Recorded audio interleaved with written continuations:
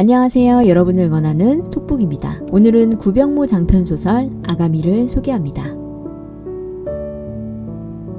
소설의 시작에서 치매에 걸린 엄마의 병원비와 간병비로 인해 카드 대금이 연체된 가난한 월급쟁이 해류가 강을 건너기 전에 택시에서 내립니다. 택시비가 부족했기 때문이죠. 그녀는 매서운 날씨에 칼바람을 맞으며 혼자 강다리를 건넙니다. 늦은 밤 서럽고 울적한 마음과 공포감을 떨치고자 필요 이상으로 팔을 크게 흔들었던 탓일까요? 다리 가장자리에 그녀의 휴대폰이 떨어지고 맙니다. 단지 그 휴대폰을 주우려던 것 뿐이었는데 몸을 너무 숙인 나머지 그만 강으로 꼬꾸라져 버립니다. 그녀는 강에 빠진 그 순간 수많은 물고기들이 달빛을 받아 희미하게 반짝이며 자신의 몸을 휘감는 것을 느낍니다. 그때 물고기 떼 속에서 불쑥 등장한 남자의 머리를 보고 심장마비를 일으킬 상황이었는데요. 그는 그녀의 몸을 안고 헤엄을 칩니다. 사람이 많지 않은 강 건너편 바닥에 그녀를 내려주면서 구급차가 올 때까지 좀 참으라고, 정신 차리고 눈 부릅뜨라고 말하는 남자는 이내 차가운 물속으로 사라져버립니다. 해류는 그를 잘 모르지만 인어 왕자라고 생각합니다. 자신을 구해준 생명의 은인, 그는 누구일까요? 그의 이름은 곤입니다. 곤이는 어떻게 인어 왕자가 되었을까요? 그 기구한 사연에 대해 알기 위해서는 곤이의 유년 시절을 살펴봐야 합니다. 곤이의 아버지는 실수령액 108만 원에 불과한 월급이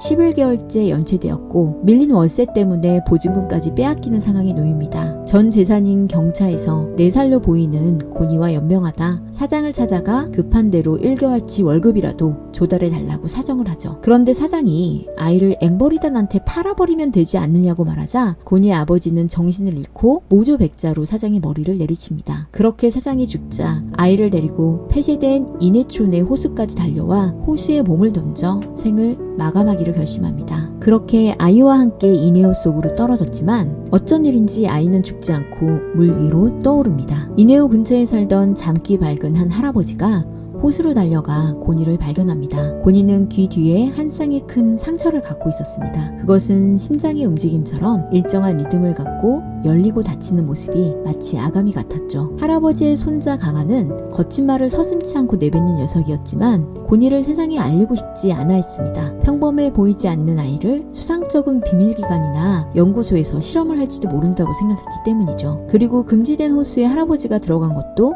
애초에 문제가 될 수도 있고요. 사실 강아는 자신이 알고 있는 상식을 교란시키는 피조물을 구했다는 일종의 영예로운 심리에 도취되었습니다. 아이에 대해 더 알고 싶기도 했고요. 그 덕분에 할아버지와 강아의 보살핌 아래서 기억을 잃었던 어린 곤이는 조금씩 성장하게 됩니다. 곤이는 자라면서 몸에 물고기처럼 비늘이 생기기 시작합니다. 옆구리에 수놓은 금빛 줄무늬도 갖게 되었죠. 그리고 수영을 너무 잘해서 이내호의 공원이 조성된 후에는 사람들이 호수에 소원을 빌면서 동전을 던졌는데요. 그 바닥에 떨어진 동전을 건져오는 것도 식은 죽 먹기였죠. 사춘기에 접어든 강아는 종종 그런 심부름을 곤이에게 시키곤 했어요. 곤이에게 폭언과 폭행을 일삼으면서 괴롭힌 적도 많았습니다. 자신이 할 수 없는 일을 곤이가 해낼 때 느끼는 일종의 질투심이었을까요? 강아는 곤이에게 양가 감정을 느끼며 보살피면서도 동시에 괴롭힘을 일삼았습니다. 할아버지는 강아의 괴롭힘 때문에 곤이를 떠나보내야 할지도 모른다고 생각했습니다. 하지만 곤이는 최소한의 공간에서 아주 조용히 지내면서 자신은 괜찮다고 거듭 강조합니다. 부모의 사랑을 비롯해 일상생활에서 일반적인 사람들이 느낄 수 있는 여러 경험을 누릴 수 없었던 곤이에게 강아는 유일한 세계였습니다. 할아버지는 뾰족한 강아가 곤이에게 주는 상처를 우려했지만 곤이는 잠깐의 따뜻하고 부드러운 시간의 흔적으로도 그 뾰족함 정도는 별거 아니라고 말하며 강아라면 다 이해할 수 있다고 여겼죠. 그렇게 비교적 무탈하게 성장한 곤이가 신체 추정 나이 15쯤이 되었을 때 강아의 친모가 등장합니다. 그녀의 이름은 인영. 강아를 낳고 7살 나이를 아버지에게 맡긴 채 13년이라는 시간이 흐를 동안 한 번도 연락하지 않았던 그녀는 품이 없고 추접한 말만 늘어놓는 알코올 중독자가 되어 돌아왔습니다. 그녀가 먹는 약은 알코올 중독을 치료하는 약뿐만 아니라 어떤 독한 성분을 포함하고 있어서인지 약을 복용하면 방바닥을 기어다니며 끊임없이 노래를 흥얼거리고 헛소리를 했습니다. 할아버지와 강아는 밖에 나가서 지내는 시간이 대부분이었지만 집에서 은신해야만 했던 고니는 그녀와 함께 할 수밖에 없는 시간이 많았습니다. 고니는 인형의 병이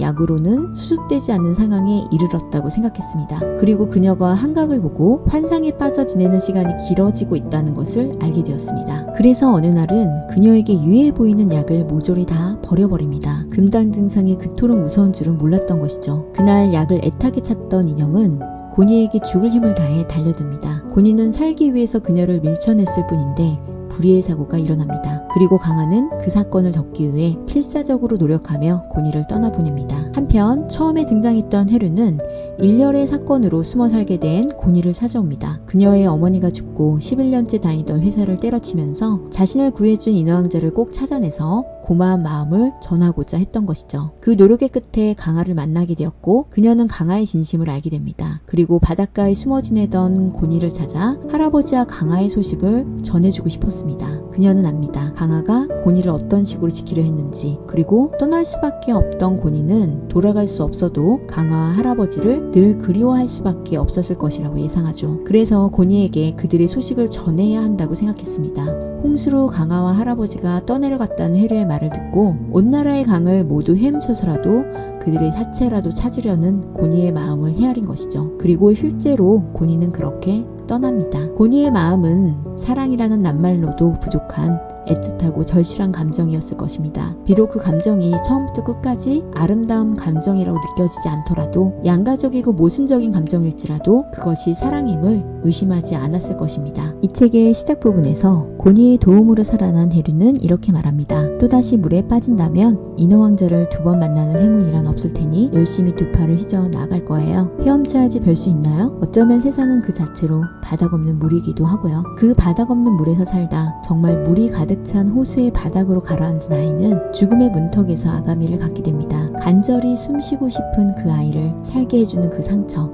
아가미는 깊고 푸른 호수속을 헤엄칠 수 있지만 이 세상에는 절대 드러낼 수 없는 감춰야만 하는 상처였죠. 그래도 고니는 아가미가 있기에 여전히 물 안에서 인어왕자가 되어 사랑하는 사람들의 자취를 찾기 위해서 자신의 능력을 발휘하기로 마음먹습니다. 상처는 삶에 필수적이지만 상처를 이유로 다른 사람에게 피해를 주거나 다른 사람에게 또 다른 상처를 주는 게 아니라 사랑을 돌려주고 싶거나 표현하는 방식의 삶을 살도록 이끌어줄지도 모릅니다. 끊임없이 강을 떠돌며 위험에 빠진 사람들을 구해주는 고니처럼요. 우리도 살면서 상처를 피할 수 없겠지만 그 상처에 대한 고통과 아픔에 주목하기보다는 그것을 통해 더 성장할 수 있기를 바랍니다. 어쩌면 많이 아프고 힘들지라도 버텨내고 성장한다면 언젠가는 그 상처로 인해 좀 더 자유로워질 수 있지 않을까요? 여러분을 응원하고 위로하는 톡북이었습니다. 구독과 좋아요는 사랑입니다. 다음에 또 만나요.